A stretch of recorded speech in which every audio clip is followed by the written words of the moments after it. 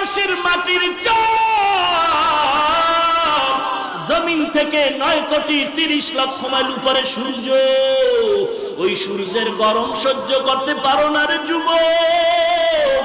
গুনাহগারের মাথার উপরে যেদিন সূর্যটা নেমে আসবে, সূর্যের তাপে গুনাহগারের মাথার মগজগুলো ভাতের মারের মতো ফুটতে থাকবে।